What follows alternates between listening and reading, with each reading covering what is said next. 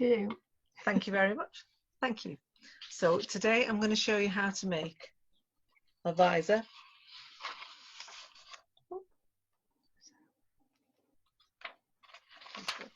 Okay. I've made this from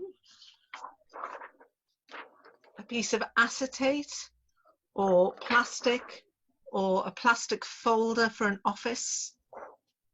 Any of those things? It's A4 size.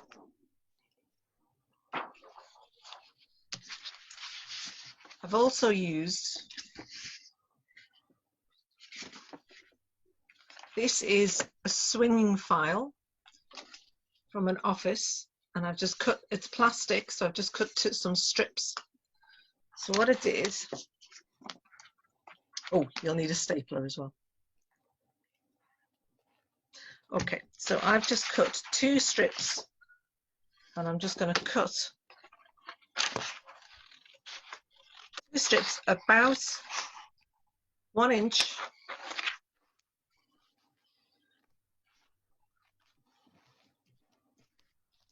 One strip and then another one. Not even being very careful about this. I'm just cutting 2 strips. First strip, I'm going to staple on here.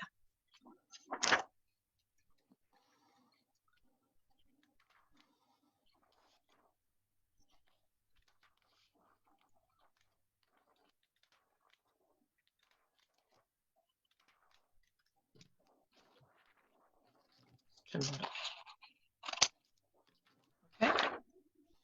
Now the second strip, I'm going to cut that to about 9 inches, or how many centimeters is that? 2.5 times 9 is 18. About 20 centimeters. I hope. Short. Okay. So then I'm going to put it on here, staple it on one end. There we go. Like that. And then smooth it along, curve it. Oops. Curve it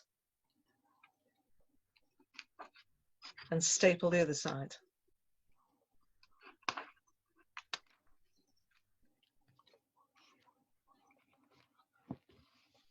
This is so people with glasses can still wear it, and people with noses as well.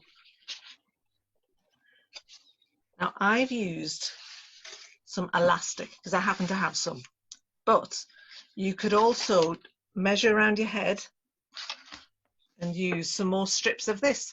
Just cut some more strips off and use some more strips of that. So I'm going to have a roughly about that much. So again, one end, staple it on. Put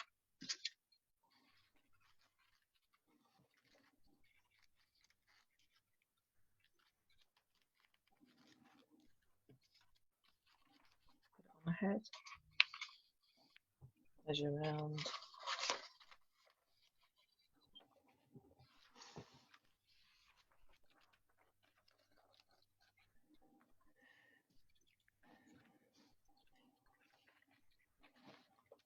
And one more staple. Trim that off. And you have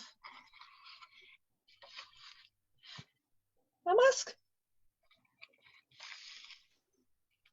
Well, wow. Brilliant.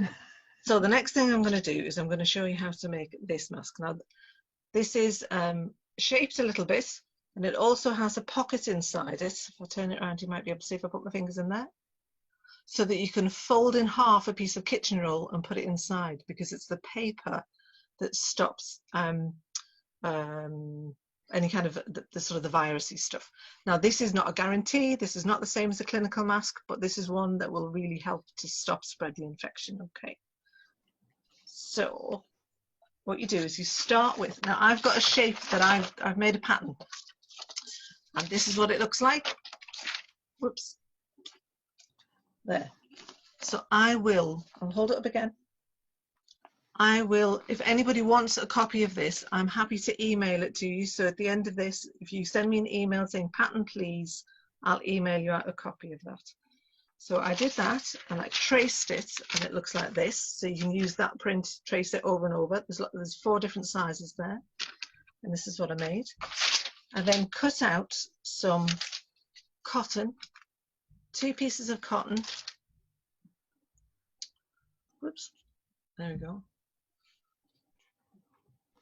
And then put the pattern face to face, because fabric likes to kiss.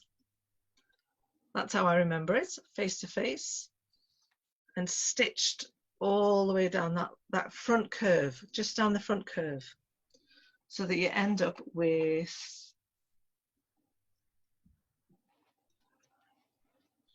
that. Okay, curve. And then, okay, we're using the same pattern. I've cut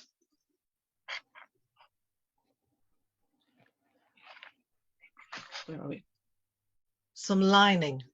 So what I did was I folded it over and cut it, and I've got one here that's folded so that you can see. So I'll just use this.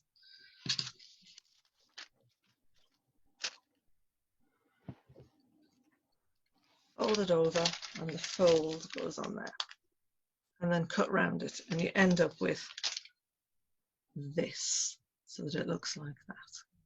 You do the same thing and stitch down the front. This piece here is folded a little bit so that there's a flat piece and a fold in it, and I'll show you on one that's pinned on what that looks like. So this one here, it looks like this when you open it out. So when you open it out, it looks like a short version of the first one, and it's opened out and it looks like that. And then for the other side, you do a small piece. I'm going to put photographs on here as well, so that you can see what they look like all the way along. Okay, and then you stitch all the way across the top, all the way across the bottom. Turn off this, so you might see stitch across the top and the bottom, but not the ends. Okay, and then because this is a curve, snip with scissors all the way through along the curve, the inner curve, the dippy curve, and then you turn it inside out.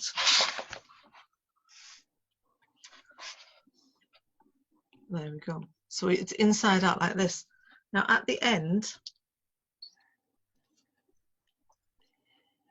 there, we've got a hole. So I've used t-shirt fabric instead of elastic,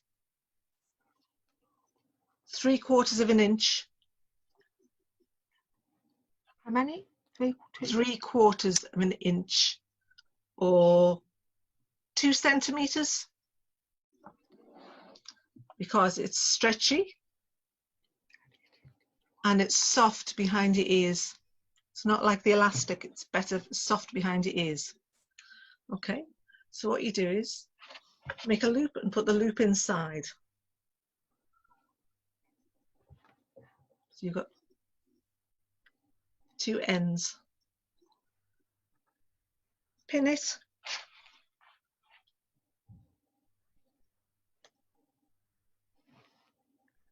And stitch across the end, and then you've got 2 tags.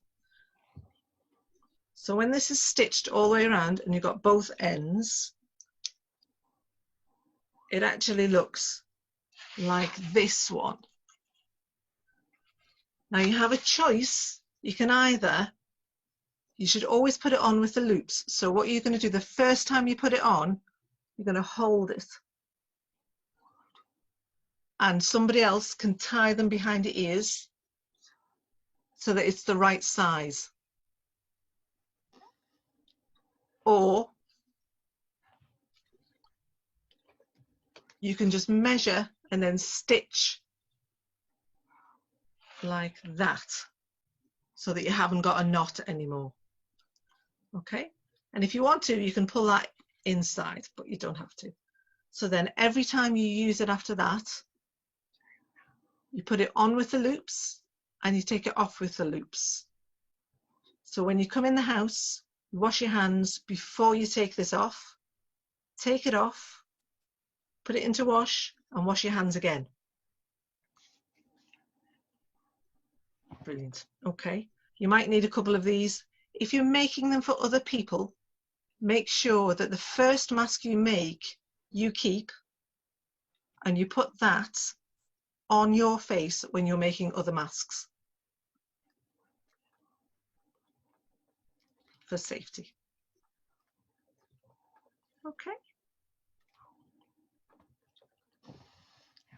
If anybody has any questions, then email me. My email address is josie@funkyneedlework.co.uk. I hope that was useful. Thank you very much, Ruth. Thank you, Josie. Thank you for coming along to show. That's Thank you for having me. I hope that was really helpful. Thank you. Bye.